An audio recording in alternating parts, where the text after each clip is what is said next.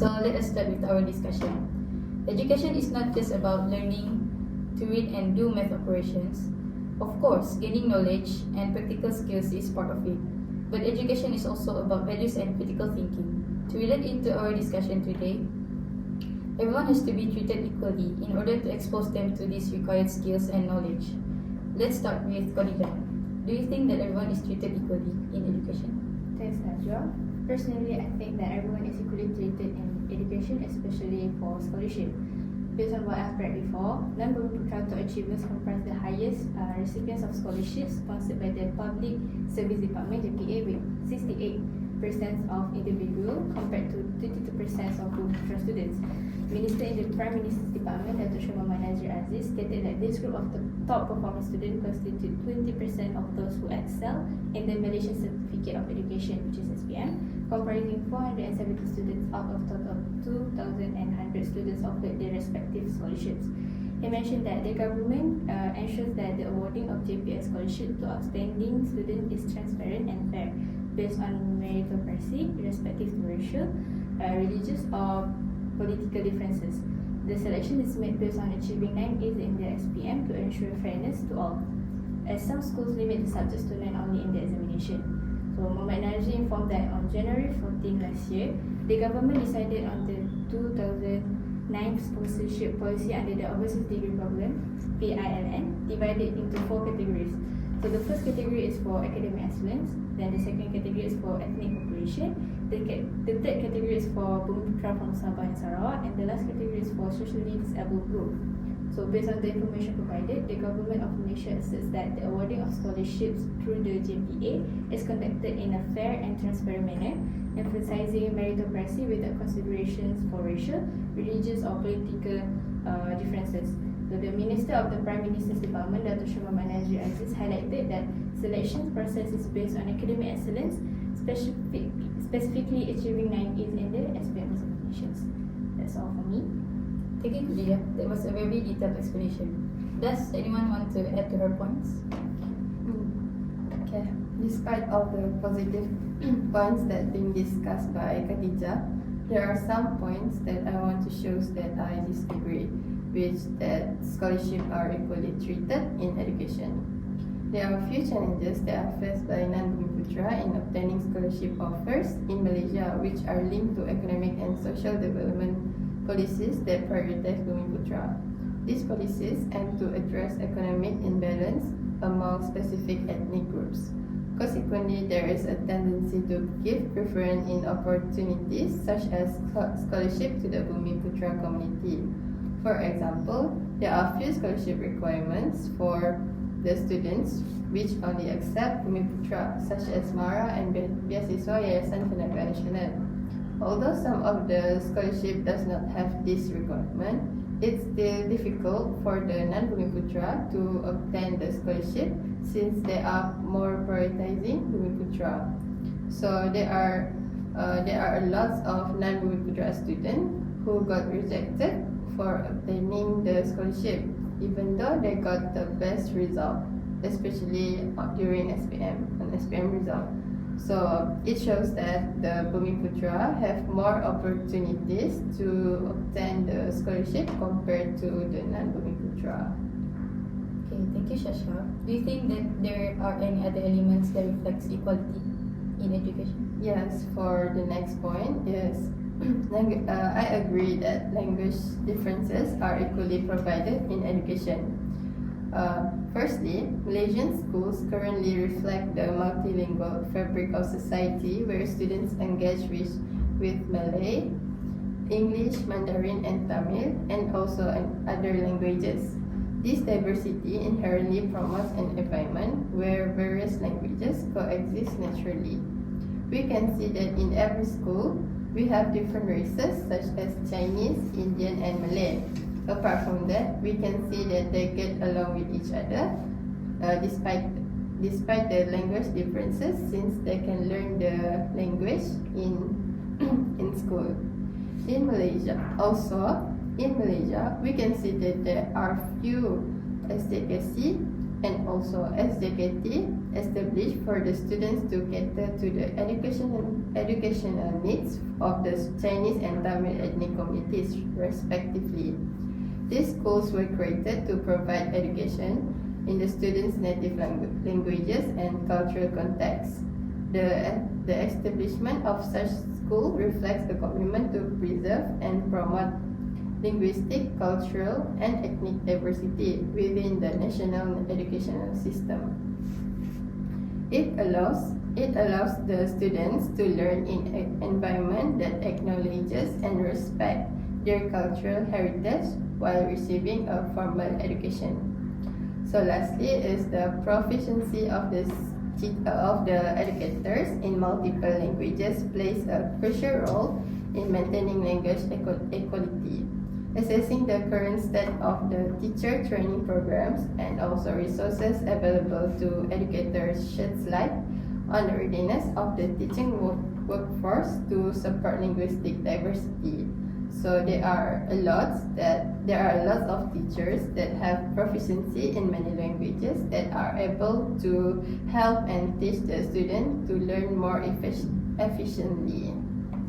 Thank you, Shasha, for your opinion. Tell me, what do you think about her points? Alright, thank you, Najwa. Shasha, you have delivered a very nice point when you mentioned that School of Malaysia have varieties of language uses, especially for the educational purposes. But you also mentioned before that our Ministry of Education has built SJKT and SJKC for Chinese and Indian students. In my point of view, this will spark another problems, which is language barriers among students. In context of Malaysia education system, it has been noted that SJKC or SJKT is a vernacular school. Vernacular school use another medium of interactions aside from our Malay language. Their syllabus is standardized to use their own native language, especially for the learnings and examinations purposes. As for these cases, students who graduate from the vernacular schools might have difficulties to get among students that come from the normal national schools. It's also hard for the students from vernacular school to adapt with the secondary syllabus that use the Malay language, such as history, geography, and many more. Failure of doing so might affect their academic results and lead to stress. Besides, they also might be mocked by the teacher if they fail their tests. Hence, language difference still a problems that arise among students in the Malaysia academics purposes. Thank you, Helmi. Moving on to Hakimi. What are the other elements that you think reflects equality in education? Thanks, Najwa, for giving me the opportunities to give up my point. Like any other nation, Malaysia may have programs and laws in place to raise the standard of instruction and teachers. Programs for training teachers stands for professional growth and initiative to grow and keep excellent teachers are a few examples. Nonetheless, there can be differences in this project efficacy and success. The Education Ministry (MOE) received the highest allocation of 55.2 billion in Belanjawan 2023, which is more than the previous year. Various measures were introduced to make Malaysian education competitive, with emphasis on restoring and developing national education. My first point is teachers training. To obtain the essential classroom management strategies and education abilities, aspiring teachers frequently enroll in teachers training programs. The purpose of this program is to get people ready for the difficulties of teaching in Malaysian schools. The ministry aims to transform the IPG into a world-class teachers training university by 2020. To do so, the ministry will review the current pre-service training curriculum to ensure that teachers are adequately prepared to teach the higher order thinking skills desired for the Malaysian students. This will include increasing the percentage of time spent on practical training to 40% across all programs.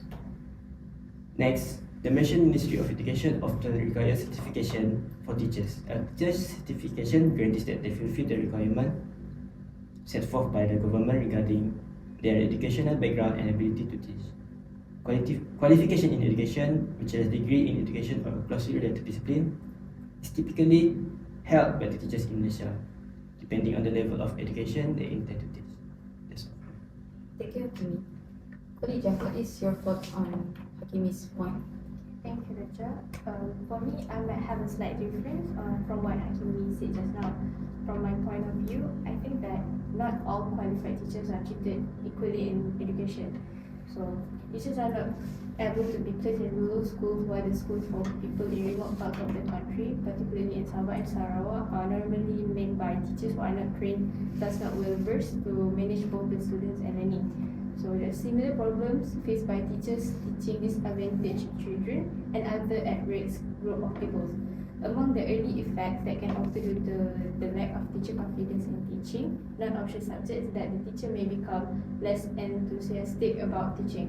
Consequently, students may become less motivated as they are aware that the teacher is lack sufficient content knowledge to instruct them. The teacher may also adapt an indifferent attitude in carrying out the teaching and learning process. So the most significant impact is a decline in student performance. In this case, the teacher may be blamed for failing to teach the subject effectively. The teacher may also disengage, considering the subject as non-essential and lacking expertise in teaching it. This result in the teacher's inability to achieve a level of professionalism. Moreover, the teaching profession is perceived as easy by the society, as teachers are seen to enter the classroom and instruct without ensuring whether students comprehend their learning or not. So that's all for me. Thank you, Khadija. Now let's hear Helmi's point of view. Thank you once again, Najwa. Equality in educational facilities is a fundamental principle that underlines the commitment of government to provide every student with an environment conducive to learning, growth, and development. Every school, regardless of its locations or economic standing, has access to basic infrastructure. This includes well-maintained classroom, clean and functional restroom, and safe common areas. For instance, our Prime Minister, Datuk Seri Anwar Ibrahim, when tabling the budget 2024 theme Economic Reform Empowering the People, said that the toilet repair project in 8,354 schools will be almost completed by last year. Besides, equality in facility extends to the ability of the educational resources. For example, every school has been provided by library stocked with diverse books, laboratories for hands-on learnings, and computer laboratories for the digital literacy. These resources ensures that students, irrespectively of their background, have equal opportunities for academics exploration. Physical activity is an integral part of a holistic education. Therefore, schools have been provided with sports facilities and playground to cater various of activities. By ensuring that each educational institution has the necessary infrastructure, resources, and support services, we pave the way for a future where every student, regardless of background, can thrive and reach their full potential. This commitment to equally in facilities is not just an investment in schools, but also it is an investment in the future success and well-being of society. That's all from me. Thank you. Thank you, Helmi. Hakimi, would you like to give your opinions about what he just said? Thanks again, Najwa. I might have a slight disagree on your points there. Disparities in infrastructures and amenities can arise due to various factors such as economic development, government policies, historical issues, and urban-rural divides. It's important to note that specific statistics may change over time, and the information provided here is based on my knowledge. Funding disparities. Schools in wealthier districts often benefit from higher property tax, providing more financial resources for facilities and educational materials. It may be true that some facilities are fixed or renovated to ensure the student comfort, but this is not true in some part of the area which are unseen by the government. My next point is government priorities. Allocation of resources by the government entities can contribute to disparities, with some areas receiving more attention and funding than others. For example, schools in areas such as the capital of Malaysia, Kuala Lumpur, are likely to be prioritized compared to other schools as they are seen as the face of the country's educational system. Sports that are provided by the international and private schools are not provided by the public schools, and vice versa. Some schools may want their students to focus on sports such as rugby, volleyball, and netball, but some schools cannot even provide the basic necessity to actually learn it. That's all for me. Thank you. Thank you, Hakimi. So, based on everyone's opinions, I can conclude that equality in education can be proved by the scholarships provided to the students, but unfortunately, it is only available mostly for Bumiputra students. In terms of language difference, education has multilingual, coexistent, and teacher preparedness, but the existence of vernacular schools made it hard for people in our country to communicate with each other. Besides, qualified teachers are treated equally in education, but not to those who are placed in rural areas. Last but not least, facilities provided for education are equally distributed but are lacking in some parts, such as government priorities, educational policies, and etc. Generally, government should not overlook these kind of problems by giving equal treatments for every students and educators, regardless of their background and academic stands. So that's the end of our discussion. Thank you, everyone.